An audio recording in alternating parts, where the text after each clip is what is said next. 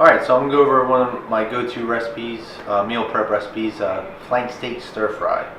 So if you watched my grocery shopping video, I went over that I usually purchase about 2 pounds of flank steak in the beginning of the week from a local butcher. The reason for this is, one, it's a very lean cut, minimal fat, and two, it's versatile. You can grill it just fine, but also you can cut it pretty thin for, like today, stir fry. So what I have is I already have cut 4 ounces of flank steak. Now the butcher I get it from seasons it already. You can easily season it yourself with pepper, onion, garlic, whatever. But I just allow him to do it. It's pretty tasty. So what I have again is 4 ounces of flank steak. I'm going to cut it very thin for the stir fry.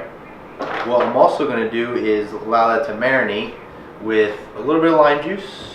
I'm going to cut up some fresh ginger, soy sauce, and what I'm going to start in the wok is 1 tablespoon of coconut oil, and I'm going to allow that to cook with some fresh onion and fresh pepper. And what I'm going to have under that is a cup of white rice. So 1/4 cup uncooked equals 1 cup cooked. So I'm going to cook that in the rice maker while I'm cooking everything else, and allow that to cook up nice, and then I'll cook that along with everything else as we go along. So one thing I always preach to my clients when we go over nutrition and meal prepping and all that is one of the best things to do is cook everything yourself, because then you're in total control of how many calories is in it and your macros. Now, I'm a big believer of counting your macros and calories.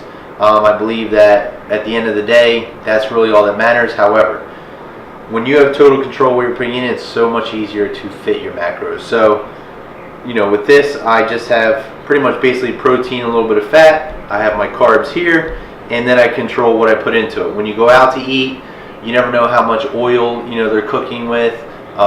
You don't know how much extra stuff they're putting in it as far as dressing and all that kind of stuff. So when you cook it yourself, you have total control. You know exactly what's going in your body, so you can keep track and control what you're intaking. On top of that, you can't beat fresh food. A lot of times when you go out and you grab something quick, it's processed. It's not as nutrient dense. So with this, we're gonna have fresh meat, fresh vegetables. I'm gonna show you how to cook some kale on top of that. So again, total control of what you're eating, what you put in your body, and it's fresh, which to me tastes a lot better. So let's get started.